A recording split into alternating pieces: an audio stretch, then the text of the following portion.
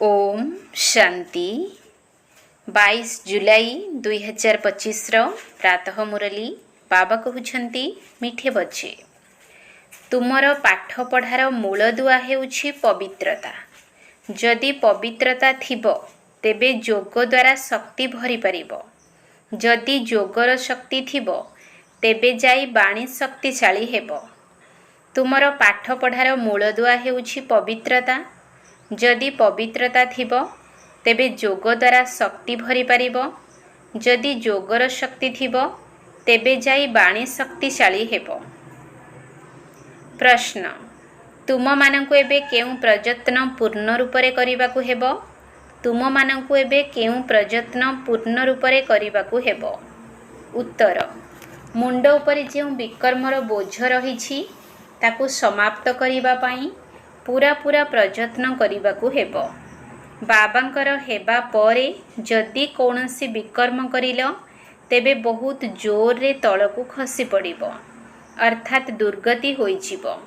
जदि संस्थार निंदा करिलो बा कौनसी प्रकारर विशृंखला सृष्टि करिलो तेबे बहुत पाप होइजिबो। तेणु एही भली कर्म करी ज्ञान शुणिबारे बा शुणाइबारे कौनसी फायदा नाही। ओम शांति। आत्मिक पिता संतान मानकु बुझाउछंती जे किपरि तुमे माने पतितरु पावन होई पावन दुनियार मालिक होई परिबो। पावन दुनिया को स्वर्ग विष्णुपुरी अथवा लक्ष्मी नारायण का राज्य कहा जाउछि। विष्णु अर्थात लक्ष्मी नारायण कर जुगल चित्र जहाँकर एही परि चित्र तैयारी करिछंती सेथिपाई एही चित्र उपरे बुझा जाउछि। बाकी विष्णुकर पूजा करुछंती किंतु बुझी पारु नाहंती जे इए किए। महालक्ष्मीकर पूजा करुछंती किंतु बुझी नाहंती जे इए किए।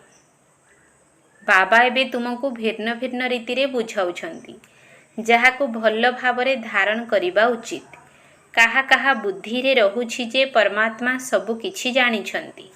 आमे जहा किछि भल अथवा खराब करूछु सिए सबु किछि जानुछंती। एहाको अंधश्रद्धार भावना कुहाजिबो। भगवान एही सबु कथा को जानु नाहंती। तुमे माने जानिछो भगवान हेले पतित पावन जी के आत्मा को पावन करी स्वर्गर मालिक करुछंती। जी भल भावरे पाठ पढ़िबे सी उच्च पद पाइबे। बाकी एपरि भाबिबा उचित नुहे जे बाबा समस्तंकर मन कथा को जानिछंती। एहाको अज्ञानता कुहाजिबो। मनुष्य जहा कर्म करुछि ताहार पुणी भल अथवा मंद फल ड्रामा अनुसारे ताकु मिली थाए। एथिरे बाबांकर कौनसी संपर्क नाही। तेणु एपरि ख्याल करिबा उचित नुहे जे बाबा सबु किछि जानिछंती। बहुत अछंती जे विकारग्रस्त होई पाप करुछंती पुणी एठाकु अर्थात सेंटर को आसुछंती भाबुछंती बाबा जानिछंती किंतु बाबा कहउछंती मु एही धंदा करू नाही। सर्वज्ञ शब्द मध्य भूल शब्द अटे। तुमे माने बाबांकु डाकुछ कहुछ एठाकु आसी पतितरु पावन कर स्वर्गर मालिक कर काहींकिना जन्म जन्मांतरर पाप मुंड उपरे बहुत अछि। एही जन्मर पाप मध्य रहिछि। एही जन्मर पाप को मध्य जणाउछंती। अनेक एपरि पाप करिछंती जहाकी पवित्र हेबा बहुत मुश्किल लागुछि। मुख्य कथा हेउछि पवित्र हेबा। पाठ पढ़ा तो बहुत सहज किंतु विकर्मर बोझ किपरि समाप्त हेबो सेथिपाई चेष्टा करिबा उचित। एपरि भी बहुत अछंती जेउ माने कि बहुत पाप करुछंती अपसेवा बहुत करुछंती ब्रह्मा कुमारी आश्रम को असुविधारे पकाइबा पई चेष्टा करुछंती। ताहार बहुत बड़ पापर बोझ चढ़ी थाए। जेउ पापर बोझ ज्ञान शुणाइबा द्वारा कटि पारिबो नाही ताहा जोग बल द्वारा ही कटिबो। तेणु प्रथमे जोगयुक्त होई रहिबार पूरा पुरुषार्थ करिबा दरकार तेबे जाई काहाकु तीर लागि पारिबो। प्रथमे पवित्र हुओ जोग बल जमा कर तेबे बाणी रे मध्य शक्ति भरिबो। नचेत काहाकु केते भी बुझाओ किंतु बुद्धि रे ज्ञान रहिबो नाही तीर लागिबो नाही कारण जन्म जन्मांतरर पाप रहिछि ना। एबे जेउ पाप करूछ ताहा जन्म जन्मांतर ठारू मध्य अधिक होई जाउछि। ସେଥିପାଇଁ ଗାୟନ କରାଯାଏ ସଦ୍ଗୁରୁଙ୍କର ନିନ୍ଦୁକ। ଇଏ ସତ୍ ବାବା, ସତ୍ ଶିକ୍ଷକ, ସଦ୍ଗୁରୁ ଅଟନ୍ତି। ବାବା କହୁଛନ୍ତି ବିକେଙ୍କର ନିନ୍ଦା କରିଲେ ବହୁତ ପାପ ହେବ। ପ୍ରଥମେ ନିଜେ ପବିତ୍ର ହୁଅ। କେହି କେହି ଜ୍ଞାନ ବୁଝାଇବା ପାଇଁ ବହୁତ ସଉକ ରଖୁଛନ୍ତି, କିନ୍ତୁ ଯୋଗ ପଇସାକର ନାହିଁ। ଏଥିରେ ଲାଭ କ'ଣ? ବାବା କହୁଛନ୍ତି ମୁଖ୍ୟ କଥା ହେଲା ଯୋଗ ବଳ, ଯାହାଦ୍ୱାରା ହିଁ ପବିତ୍ର ହେବ। ଭଗବାନଙ୍କୁ ମଧ୍ୟ ପବିତ୍ର ହେବା ପାଇଁ ଡାକୁଛନ୍ତି। ଭକ୍ତି ମାର୍ଗରେ ଧକ୍କା ଖାଇବାର, ଫାଲତୁ ଗାୟନ କରିବାର ଏକ ଅଭ୍ୟାସ ପଡ଼ିଯାଇଛି। ପ୍ରାର୍ଥନା କରୁଛନ୍ତି, କିନ୍ତୁ ଭଗବାନ କିଏ କେଉଁଠାରେ ଅଛନ୍ତି? ବିନା କାନ ଏବଂ ମୁଖ ଦ୍ୱାରା କହିବେ ବା ଶୁଣିବେ କିପରି? ସିଏ ତ ଅବ୍ୟକ୍ତ ଅଟନ୍ତି। ଏସବୁ ହେଉଛି ଅନ୍ଧଶ୍ରଦ୍ଧା। ତୁମେ ବାବାଙ୍କୁ ଯେତେ ମନେ ପକାଇବ ସେତେ ପାପ ନାଶ ହେବ। ଏପରି ନୁହେଁ ଯେ ବାବା ଜାଣିଛନ୍ତି ଇଏ ବହୁତ ମନେ ପକାଉଛନ୍ତି, ଇଏ କମ୍ ମନେ ପକାଉଛନ୍ତି। ନା, ନିଜର ଚାର୍ଟକୁ ନିଜେ ଦେଖିବା ଉଚିତ। ବାବା କହୁଛନ୍ତି ଯୋଗ ଦ୍ୱାରା ତୁମର ବିକର୍ମ ବିନାଶ ହେବ। ବାବା ମଧ୍ୟ ତୁମମାନଙ୍କୁ ପଚାରୁଛନ୍ତି କେତେ ସମୟ ବାବାଙ୍କୁ ମନେ ପକାଉଛ? ଏକଥା ଚାଲି ଚଳଣିରୁ ମଧ୍ୟ ଜଣାପଡ଼ିଯାଏ। ବାବାଙ୍କ ସ୍ମରଣ ବିନା ପାପ କଟିପାରିବ ନାହିଁ। ଏପରି ନୁହେଁ ଯେ କାହାକୁ ଜ୍ଞାନ ଶୁଣାଉଛ, ତା ଦ୍ୱାରା ତୁମର ତଥା ତାଙ୍କର ପାପ କଟିଯିବ। ନା, ଯଦି ନିଜେ ଯୋଗ କରିବ ତେବେ ପାପ କଟିବ। ମୂଳ କଥା ହେଉଛି ପବିତ୍ର ହେବା। ବାବା କହୁଛନ୍ତି ମୋର ହୋଇଛ, ତେଣୁ କୌଣସି ପାପ କର ନାହିଁ, ନଚେତ୍ ଏକଦମ ତଳକୁ ଖସି ପଡ଼ିବ। ପୁଣି ଆଶା ମଧ୍ୟ ରଖିବା ଉଚିତ ନୁହେଁ ଯେ ମୁଁ ଭଲ ପଦ ପାଇପାରିବି। ପ୍ରଦର୍ଶନୀରେ ଅନେକଙ୍କୁ ବୁଝାଉଛ ଏବଂ ଖୁସି ହୋଇଯାଉଛ ଯେ ଆମେ ବହୁତ ସେବା କରିଲୁ, କିନ୍ତୁ ବାବା କହୁଛନ୍ତି ପ୍ରଥମେ ତୁମେ ପବିତ୍ର ହୁଅ, ବାବାଙ୍କୁ ମନେ ପକାଅ। ଯୋଗରେ ବହୁତ ଫେଲ୍ ହେଉଛନ୍ତି। ଜ୍ଞାନ ତ ବହୁତ ସହଜ, କେବଳ 84 ଜନ୍ମର ଚକ୍ରକୁ ଜାଣିବାକୁ ହେବ। ହଦ୍ର ପାଠପଢ଼ାରେ କେତେ ବହି ପଢ଼ୁଛନ୍ତି, ବହୁତ ମେହନତ କରୁଛନ୍ତି, କି ରୋଜଗାର କରିବେ? ପଢ଼ୁ ପଢ଼ୁ ଯଦି ମରିଗଲେ ତେବେ ପାଠପଢ଼ା ଶେଷ। ତୁମେ ପିଲାମାନେ ଯେତେ ଯୋଗଯୁକ୍ତ ହୋଇ ରହିବ ସେତେ ଧାରଣା ହେବ। ପବିତ୍ର ନହେଲେ ପାପ କଟିବ ନାହିଁ, ପୁଣି ବହୁତ ଦଣ୍ଡ ଭୋଗ କରିବାକୁ ପଡ଼ିବ। ଏପରି ନୁହେଁ ଯେ ଆମର ସ୍ମୃତି ବାବାଙ୍କ ପାଖରେ ତ ପହଞ୍ଚୁଛି, ବାବା କ'ଣ କରିବେ? ତୁମେ ଯୋଗ କରିଲେ ତୁମେ ପାବନ ହେବ, ବାବା ସେଥିରେ କ'ଣ କରିବେ? କ'ଣ ସାବାସୀ ଦେବେ? ବହୁତ ସନ୍ତାନ କହୁଛନ୍ତି ଆମେ ସବୁବେଳେ ବାବାଙ୍କୁ ମନେ ପକାଉଛୁ, ତାଙ୍କ ବିନା ଆମର ଆଉ କିଏ ଅଛି? କିନ୍ତୁ ଏହା ଗପ ଅଟେ। ଯୋଗରେ ବହୁତ ମେହନତ ରହିଛି। ଆମେ ଯୋଗ କରୁଛୁ ନା ନାହିଁ ଏକଥା ମଧ୍ୟ ବୁଝିପାରୁନାହାନ୍ତି। ନ ବୁଝି ନ ଜାଣି କହିଦେଉଛନ୍ତି ଆମେ ଯୋଗ କରୁଛୁ। ମେହନତ ବିନା କେହି କ'ଣ ବିଶ୍ୱର ମାଲିକ ହୋଇପାରିବେ? ଉଚ୍ଚପଦ ପାଇପାରିବେ ନାହିଁ। ଯୋଗର ଶକ୍ତି ଭରିଲେ ସେବା କରିପାରିବ। ତାପରେ ଦେଖାଯିବ ସେବା କରି କେତେ ପ୍ରଜା ତିଆରି କରିଲ। ହିସାବ ଦରକାର ନା, ଆମେ କେତେ ଜଣଙ୍କୁ ନିଜ ସମାନ କରିଛୁ। ପ୍ରଜା ତିଆରି କରିବାକୁ ହେବ, ତେବେ ଯାଇ ରାଜପଦ ପାଇପାରିବ। ସେସବୁ ଏବେ କିଛି ନାହିଁ। ଯୋଗଯୁକ୍ତ ହୋଇ ରହିଲେ, ଶକ୍ତି ଭରିଲେ ଯାଇ କାହାକୁ ପୁରା ତୀର ଲାଗିବ। ଶାସ୍ତ୍ରରେ ମଧ୍ୟ ଅଛି ନା, ଶେଷ ସମୟରେ ଭୀଷ୍ମ ପିତାମହ ଦ୍ରୋଣାଚାର୍ଯ୍ୟ ଆଦିଙ୍କୁ ଜ୍ଞାନ ଦେଲେ, ଯେତେବେଳେ ତୁମର ପତିତପଣିଆ ସମାପ୍ତ ହୋଇ ଆତ୍ମା ସତୋପ୍ରଧାନ ଅବସ୍ଥା ପର୍ଯ୍ୟନ୍ତ ପହଞ୍ଚିଯିବ, ତେବେ ଯାଇ ଆତ୍ମାରେ ଶକ୍ତି ଭରିବ ଏବଂ ତୁରନ୍ତ ତୀର ଲାଗିବ। ଏକଥା କେବେ ଖିଆଲ କର ନାହିଁ ଯେ ବାବା ସବୁ କିଛି ଜାଣିଛନ୍ତି। ବାବାଙ୍କର ଜାଣିବା କ'ଣ ଦରକାର? ଯିଏ କରିବ ସିଏ ପାଇବ। ବାବା ସାକ୍ଷୀ ହୋଇ ଦେଖୁଛନ୍ତି। ବାବାଙ୍କୁ ଲେଖୁଛନ୍ତି ଆମେ ଅମୁକ ଜାଗାକୁ ଯାଇ ସେବା କରିଲୁ। ବାବା ପଚାରୁଛନ୍ତି ପ୍ରଥମେ ତୁମେ ଯୋଗର ଯାତ୍ରାରେ ତତ୍ପର ଅଛ? ଏହା ହିଁ ହେଉଛି ପ୍ରଥମ କଥା। ଆଉ ସବୁ ସଙ୍ଗ ଛାଡ଼ି ଏକମାତ୍ର ବାବାଙ୍କର ସଙ୍ଗ କର। ସେଥିପାଇଁ ଦେହୀ ଅଭିମାନୀ ହେବାକୁ ପଡ଼ିବ। ଘରେ ରହି ମଧ୍ୟ ଭାବିବା ଉଚିତ ଯେ ଏହା ପୁରୁଣା ଦୁନିଆ, ପୁରୁଣା ଦେହ ଅଟେ। ଏହି ଦୁନିଆ ତ ଏସବୁ ଖଲାସ ହୋଇଯିବ। ଆମର କାମ ବାବା ଏବଂ ବର୍ଷା ସହିତ ରହିଛି। ବାବା ଏପରି କହୁନାହାନ୍ତି ଯେ ଘର ସଂସାରରେ ରୁହ ନାହିଁ, କାହା ସହିତ କଥାବାର୍ତ୍ତା କର ନାହିଁ।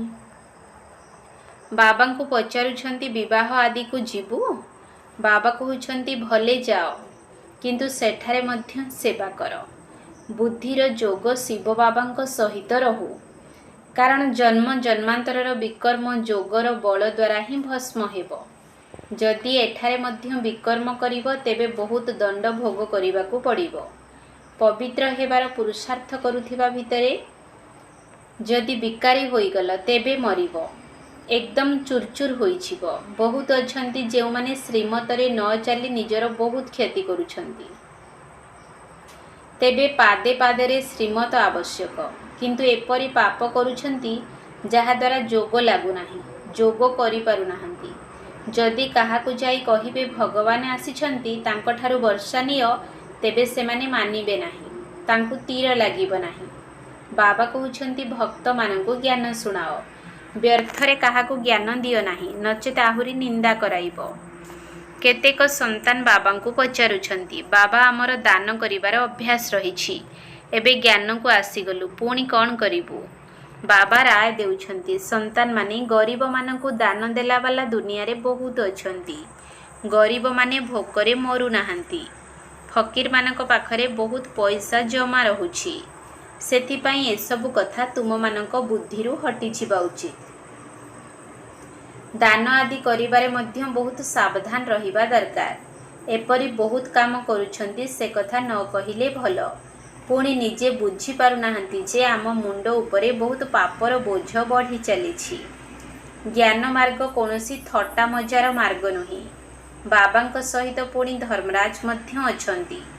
ଧର୍ମରାଜଙ୍କ ଠାରୁ ବହୁତ ବଡ଼ ବଡ଼ ଦଣ୍ଡାମାଡ଼ ସବୁ ଖାଇବାକୁ ପଡ଼ିବ। କହିଥାନ୍ତି ନା, ଶେଷ ସମୟରେ ଯେତେବେଳେ ଧର୍ମରାଜ ହିସାବ ଦେଖିବେ ସେତେବେଳେ ଜଣାପଡ଼ିବ। ଜନ୍ମ ଜନ୍ମାନ୍ତରର ପାପର ଦଣ୍ଡ ଭୋଗ କରିବାରେ କୌଣସି ସମୟ ଲାଗିବ ନାହିଁ। ବାବା କାଶୀ କଲବଟର ମଧ୍ୟ ଉଦାହରଣ ଦେଇ ବୁଝାଇଛନ୍ତି। ତାହା ଭକ୍ତି ମାର୍ଗ, ଏହା ଜ୍ଞାନ ମାର୍ଗ। ମନୁଷ୍ୟମାନଙ୍କୁ ମଧ୍ୟ ବଳି ଚଢ଼ାଉଛନ୍ତି, ଏହା ମଧ୍ୟ ଡ୍ରାମାରେ ନିର୍ଦ୍ଧାରିତ ରହିଛି। ଏସବୁ କଥାକୁ ବୁଝିବାକୁ ହେବ। ଏପରି ନୁହେଁ ଯେ ଏହିପରି ଡ୍ରାମା କାହିଁକି କରାଯାଇଛି, ଆମକୁ ଏହି ଚକ୍ରକୁ ଆଣିଲେ କାହିଁକି? ତେବେ ଏହି ସୃଷ୍ଟି ଚକ୍ରକୁ ତ ନିଶ୍ଚୟ ଆସିବାକୁ ହିଁ ହେବ। ଏହା ହେଉଛି ଅନାଦି ଡ୍ରାମା। ଚକ୍ରରେ ନ ଆସିଲେ ପୁଣି ଦୁନିଆ ହିଁ ରହିବ ନାହିଁ। ମୁଖ୍ୟ ତ କାହାକୁ ମିଳୁ ହିଁ ନାହିଁ। ଯିଏ ଏହି ଡ୍ରାମାର ମୁଖ୍ୟ, ତାଙ୍କୁ ମଧ୍ୟ ମୁଖ୍ୟ ମିଳିପାରିବ ନାହିଁ। 5000 ବର୍ଷ ପରେ ପୁଣି ଏହିପରି ଚକ୍ର ଲଗାଇବେ। ଏହା ଡ୍ରାମା ଅଟେ ନା। କେବଳ କାହାକୁ ବୁଝାଇଲେ ବା ଶୁଣାଇଲେ ପଦ ମିଳିବ ନାହିଁ। ପ୍ରଥମେ ପତିତରୁ ପାବନ ହେବାକୁ ପଡ଼ିବ। ଏପରି ନୁହେଁ ବାବା ସବୁ ଜାଣିଛନ୍ତି। ବାବା ଜାଣିଲେ ମଧ୍ୟ କ'ଣ କରିବେ? ପ୍ରଥମେ ତୁମର ଆତ୍ମା ଜାଣିଛି ଯେ ମୁଁ ଶ୍ରୀମତ ଅନୁସାରେ ମୁଁ କ'ଣ କରୁଛି, ବାବାଙ୍କୁ କେତେ ସମୟ ମନେ ପକାଉଛି। ବାବା ତୁମର ସବୁ କଥା ଜାଣିବେ। ଏଥିରେ ଫାଇଦା କ'ଣ? ତୁମେ ଯାହା କିଛି କରୁଛ ତାହା ତୁମେ ହିଁ ପାଇବ। ବାବା ତୁମର ଚାଲିଚଳନ ଏବଂ ସେବାରୁ ଜାଣୁଛନ୍ତି। ଏହି ସନ୍ତାନ ବହୁତ ଭଲ ସେବା କରୁଛି, ଅମୁକ ବାବାଙ୍କର ହୋଇ ମଧ୍ୟ ବହୁତ ବିକର୍ମ କରିଛି। ତାଙ୍କର ମୁରଲି ଶୁଣାଇବାର ଶକ୍ତି ନାହିଁ। ଏହା ହେଉଛି ଜ୍ଞାନ ରୂପକ ଖଣ୍ଡା। ଏଥିରେ ଯୋଗ ବଳର ଧାର ଆବଶ୍ୟକ। ଯୋଗ ବଳ ଦ୍ୱାରା ତୁମେ ବିଶ୍ୱ ଉପରେ ବିଜୟ ପ୍ରାପ୍ତ କରୁଛ। ବାକି ଜ୍ଞାନ ଦ୍ୱାରା ନୂଆ ଦୁନିଆରେ ଉଚ୍ଚ ପଦ ପାଇବ। ପ୍ରଥମେ ପବିତ୍ର ହେବାକୁ ପଡ଼ିବ। ପବିତ୍ର ନ ହେଲେ ଉଚ୍ଚ ପଦ ମିଳିପାରିବ ନାହିଁ। ଏଠାକୁ ନରରୁ ନାରାୟଣ ହେବା ପାଇଁ ଆସୁଛ। ତେବେ ପତିତମାନେ କ'ଣ ନରରୁ ନାରାୟଣ ହୋଇପାରିବେ? ପବିତ୍ର ହେବା ପାଇଁ ପୂରା ଜ୍ଞାନ ଆବଶ୍ୟକ। ଯେଉଁ ଅନନ୍ୟ ସନ୍ତାନମାନେ ସେଣ୍ଟର ସମ୍ଭାଳୁଛନ୍ତି ତାଙ୍କୁ ମଧ୍ୟ ବହୁତ ପରିଶ୍ରମ କରିବାକୁ ପଡ଼ିବ। କିନ୍ତୁ ଅଧିକାଂଶ ମେହନତ କରୁନାହାନ୍ତି। ସେଥିପାଇଁ ଶକ୍ତି ଭରୁନାହିଁ, ତୀର ଲାଗୁନାହିଁ। ଯୋଗର ଯାତ୍ରା କାହିଁ? କେବଳ ପ୍ରଦର୍ଶନୀରେ ବହୁତଙ୍କୁ ବୁଝାଉଛନ୍ତି। ପ୍ରଥମେ ଯୋଗ ଦ୍ୱାରା ପବିତ୍ର ହେବାକୁ ପଡ଼ିବ, ତାପରେ ଜ୍ଞାନ। ପବିତ୍ର ହେଲେ ଯାଇ ଜ୍ଞାନର ଧାରଣା ହେବ। ପତିତଙ୍କୁ କେବେ ବି ଧାରଣା ହେବ ନାହିଁ। ମୁଖ୍ୟ ବିଷୟ ହେଉଛି ଯୋଗ। ଲୌକିକ ପାଠପଢ଼ାରେ ମଧ୍ୟ ନିର୍ଦ୍ଦିଷ୍ଟ ବିଷୟ ରହିଛି। ତୁମ ପାଖକୁ ଆସି ଯଦିଓ ବିକେ ହେଉଛନ୍ତି, କିନ୍ତୁ ବ୍ରହ୍ମା କୁମାର କୁମାରୀ ବା ଭାଇ ଭଉଣୀ ହେବା ମାଉସୀ ଘର କଥା ନୁହେଁ। କେବଳ ନାଁକୁ ମାତ୍ର ବିକେ ହେବା ଉଚିତ ନୁହେଁ। ଦେବତା ହେବା ପାଇଁ ପ୍ରଥମେ ପବିତ୍ର ନିଶ୍ଚୟ ହେବାକୁ ପଡ଼ିବ। ପୁଣି ପାଠପଢ଼ା ମଧ୍ୟ ରହିଛି। କେବଳ ପାଠପଢ଼ା ଥିବ, ପବିତ୍ରତା ନଥିବ, ତେବେ ଉଚ୍ଚ ପଦ ପାଇପାରିବ ନାହିଁ। ଆତ୍ମା ସମ୍ପୂର୍ଣ୍ଣ ପବିତ୍ର ହେବା ଆବଶ୍ୟକ। ପବିତ୍ର ହେଲେ ହିଁ ପବିତ୍ର ଦୁନିଆରେ ଉଚ୍ଚ ପଦ ପାଇପାରିବ। ପବିତ୍ରତା ଉପରେ ହିଁ ବାବା ଜୋର ଦେଉଛନ୍ତି। ପବିତ୍ରତା ବିନା କାହାକୁ ଜ୍ଞାନ ଦେଇପାରିବ ନାହିଁ। ବାକି କିଛି ବାବା ଦେଖୁନାହାନ୍ତି। ବାବା ନିଜେ ବସିଛନ୍ତି ନା, ସବୁ କଥା ବୁଝାଉଛନ୍ତି। ଭକ୍ତି ମାର୍ଗରେ ମଧ୍ୟ ଭାବନାର ଭଡ଼ା ମିଳିଯାଇଥାଏ। ଏହା ମଧ୍ୟ ଡ୍ରାମାରେ ନିର୍ଦ୍ଧାର୍ଯ୍ୟ ଅଛି। ଶରୀର ବିନା ବାବା କଥାବାର୍ତ୍ତା କିପରି କରିବେ? ଶୁଣିବେ କିପରି? ଆତ୍ମାର ନିଜର ଶରୀର ଅଛି, ତେଣୁ ଶୁଣୁଛି, କହୁଛି। ବାବା କହୁଛନ୍ତି, ମୋର ମଧ୍ୟ ଯଦି ଅର୍ଗାନ୍ସ ଅର୍ଥାତ୍ ଶରୀର ନଥିବ, ତେବେ ମୁଁ ଶୁଣିବି ବା ଜାଣିବି କିପରି? ଭାବୁଛନ୍ତି ବାବା ଆସି ଜାଣିଛନ୍ତି ଆମେ ବିକାରୀ ହେଉଛୁ। ଯଦି ନ ଜାଣୁଛନ୍ତି, ତେବେ ଭଗବାନ ବୋଲି ମାନିବୁ ନାହିଁ। ଏଭଳି ମଧ୍ୟ ବହୁତ ରହିଛନ୍ତି। ବାବା କହୁଛନ୍ତି, ମୁଁ ତୁମମାନଙ୍କୁ ପବିତ୍ରତାର ରାସ୍ତା ବତାଇବା ପାଇଁ ଆସିଛି। ବାକି ସବୁ ସାକ୍ଷୀ ହୋଇ ଦେଖୁଛି। ପିଲାମାନଙ୍କର ଚାଲି ଚଳଣିରୁ ଜଣା ପଡ଼ିଯାଏ ଯେ ଇଏ କୁପୁତ୍ର, ଇଏ ସୁପୁତ୍ର ଅଟନ୍ତି। ସେବାର ପ୍ରମାଣ ମଧ୍ୟ ଆବଶ୍ୟକ। ଏକଥା ମଧ୍ୟ ଜାଣିଛ, ଯିଏ କରିବ ସିଏ ପାଇବ। ଶ୍ରୀମତରେ ଚାଲିଲେ ହିଁ ଶ୍ରେଷ୍ଠ ହେବ। ଯଦି ଶ୍ରୀମତରେ ନ ଚାଲିବ, ତେବେ ନିଜେ ଖରାପ ହୋଇ ତଳକୁ ଖସିଯିବ। ଯେ କୌଣସି ବି କଥା ହେଉ, ତାହା ସ୍ପଷ୍ଟ ଭାବରେ ପଚାର। ଏଥିରେ ଅନ୍ଧଶ୍ରଦ୍ଧାର କୌଣସି କଥା ନାହିଁ। ବାବା କେବଳ ଗୋଟିଏ କଥା କହୁଛନ୍ତି, ଶକ୍ତି ନଥିଲେ ପବିତ୍ର କିପରି ହେବ? ଏହି ଜନ୍ମରେ ମଧ୍ୟ ଏପରି ପାପକର୍ମ କରୁଛନ୍ତି, ସେ କଥା ନ କହିଲେ ଭଲ। ଏହା ହେଉଛି ପାପ ଆତ୍ମାମାନଙ୍କର ଦୁନିଆ। ସତ୍ୟଯୁଗ ହେଉଛି ପୁଣ୍ୟ ଆତ୍ମାମାନଙ୍କର ଦୁନିଆ। ବର୍ତ୍ତମାନ ସଙ୍ଗମ ଯୁଗ। ଯଦି କାହାର ବୁଦ୍ଧି କମ୍, ତେବେ ସିଏ ଧାରଣା କରିପାରିବେ ନାହିଁ। ବାବାଙ୍କୁ ସ୍ମରଣ କରିପାରିବେ ନାହିଁ। ପୁଣି ଟୁ ଲେଟ୍ ଅର୍ଥାତ୍ ଅତି ବିଳମ୍ବ ହୋଇଯିବ। ଦୁନିଆ ରୂପକ ପାଳଗଦାକୁ ନିଆଁ ଲାଗିଯିବ। ପୁଣି ଯୋଗରେ ମଧ୍ୟ ରହିପାରିବେ ନାହିଁ। ସେ ସମୟରେ ଚାରିଆଡ଼େ ହାହାକାର ଭରିଯିବ। ବହୁତ ଦୁଃଖର ପାହାଡ଼ ଖସିବ। ତେଣୁ ଏହି ଚିନ୍ତା ରହିବା ଉଚିତ ଯେ ଆମେ ନିଜର ରାଜ୍ୟ ଭାଗ୍ୟ ବାବାଙ୍କଠାରୁ ନେଇକରି ଯିବୁ। ସେଥିପାଇଁ ଦେହ ଅଭିମାନକୁ ଛାଡ଼ି ସେବାରେ ଲାଗିଯିବା ଉଚିତ। ସମସ୍ତଙ୍କର କଲ୍ୟାଣକାରୀ ହେବାକୁ ପଡ଼ିବ। ଧନ ବ୍ୟର୍ଥରେ ଖର୍ଚ୍ଚ କରିବା ଉଚିତ ନୁହେଁ। ଯିଏ ଯୋଗ୍ୟ ପାତ୍ର ନୁହେଁ, ସେଭଳି ପତିତମାନଙ୍କୁ କେବେ ଦାନ ଦେବା ଉଚିତ ନୁହେଁ। ନଚେତ୍ ଦାନୀ ଉପରେ ମଧ୍ୟ ପାପ ଲାଗିଥାଏ। ଏପରି ନୁହେଁ ଯେ ଡେଙ୍ଗୁରା ପିଟିବ ଭଗବାନ ଆସିଛନ୍ତି। ଏପରି ନିଜକୁ ଭଗବାନ ଉପାଧି ଦେଉଥିବା ମନୁଷ୍ୟ ଭାରତରେ ବହୁତ ଅଛନ୍ତି। କେହି ମାନିବେ ନାହିଁ। ଏକଥା ତୁମେ ଜାଣିଛ, କାରଣ ତୁମକୁ ଜ୍ଞାନର ଆଲୋକ ମିଳିଛି। ଆଚ୍ଛା, ମିଠା ମିଠା ଶିକିଲଧେ ସନ୍ତାନମାନଙ୍କ ପ୍ରତି ମାତା ପିତା ବାପ ଦାଦାଙ୍କର ମଧୁର ସ୍ନେହ ସମ୍ପନ୍ନ ଶୁଭେଚ୍ଛା ଏବଂ ସୁପ୍ରଭାତ। ଆତ୍ମିକ ପିତାଙ୍କର ଆତ୍ମିକ ସନ୍ତାନମାନଙ୍କୁ ନମସ୍ତେ। ଆତ୍ମିକ ସନ୍ତାନମାନଙ୍କର ଆତ୍ମିକ ବାପ ଦାଦାଙ୍କୁ ନମସ୍ତେ, ନମସ୍ତେ, ନମସ୍ତେ। ସୁପ୍ରଭାତ। ଧାରଣା ପାଇଁ ମୁଖ୍ୟ ସାର। 1 ନମ୍ବର ପଏଣ୍ଟ, ପାଠ ପଢ଼ିବା ସହିତ ପବିତ୍ର ନିଶ୍ଚୟ ହେବାକୁ ପଡ଼ିବ। ସେହିଭଳି ଯୋଗ୍ୟ ଅଥବା ସୁପୁତ୍ର ହୋଇ ସେବାର ପ୍ରମାଣ ଦେବାକୁ ହେବ। ଶ୍ରୀମତ ଆଧାରରେ ନିଜକୁ ଶ୍ରେଷ୍ଠ କରିବାକୁ ହେବ। ପାଠ ପଢ଼ିବା ସହିତ ପବିତ୍ର ନିଶ୍ଚୟ ହେବାକୁ ପଡ଼ିବ। ସେହିଭଳି ଯୋଗ୍ୟ ଅଥବା ସୁପୁତ୍ର ହୋଇ ସେବାର ପ୍ରମାଣ ଦେବାକୁ ହେବ। ଶ୍ରୀମତ ଆଧାରରେ ନିଜକୁ ଶ୍ରେଷ୍ଠ କରିବାକୁ ହେବ। 2 ନମ୍ବର ପଏଣ୍ଟ, ନିଜର ସ୍ଥୂଳ ଧନକୁ ମଧ୍ୟ ବ୍ୟର୍ଥରେ ଖର୍ଚ୍ଚ କରିବାର ନାହିଁ କିମ୍ବା ପତିତଙ୍କୁ ଦାନ କରିବାର ନାହିଁ। ଜ୍ଞାନ ଧନ ମଧ୍ୟ ପାତ୍ର ଦେଖି ଦେବା ଉଚିତ। ନିଜର ସ୍ଥୂଳ ଧନକୁ ମଧ୍ୟ ବ୍ୟର୍ଥରେ ଖର୍ଚ୍ଚ କରିବାର ନାହିଁ କିମ୍ବା ପତିତଙ୍କୁ ଦାନ କରିବାର ନାହିଁ। ଜ୍ଞାନ ଧନ ମଧ୍ୟ ପାତ୍ର ଦେଖି ଦେବା ଉଚିତ। ବରଦାନ।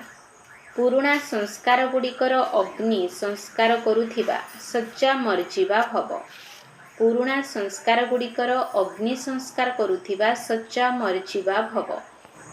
ଯେପରି ମରିଯିବା ପରେ ସ୍ଥୂଳ ଶରୀରର ସଂସ୍କାର କରିଥାନ୍ତି, ଯାହାଦ୍ୱାରା ବ୍ୟକ୍ତିର ନାମ ରୂପ ସମାପ୍ତ ହୋଇଯାଏ, ସେହିପରି ତୁମ ପିଲାମାନେ ମଧ୍ୟ ଯେତେବେଳେ ମରିଯିବା ଅର୍ଥାତ୍ ବଞ୍ଚିଥାଉ ଥାଉ ପୁରୁଣା ଦୁନିଆରୁ ମରୁଛ, ତେବେ ଯଦିଓ ତୁମର ସେହି ପୁରୁଣା ଶରୀର ମଧ୍ୟ ରହୁଛି, କିନ୍ତୁ ତୁମେମାନେ ନିଜର ପୁରୁଣା ସ୍ୱଭାବ ସଂସ୍କାରର ଏବଂ ପୁରୁଣା ସ୍ମୃତିର ଅଗ୍ନି ସଂସ୍କାର କରିଦେଉଛ। ଯଦି ଅଗ୍ନି ସଂସ୍କାର ହେଉଥିବା ମନୁଷ୍ୟ ପୁନର୍ବାର ସମ୍ମୁଖକୁ ଆସେ, ତେବେ ତାକୁ ଭୂତ କୁହାଯାଏ।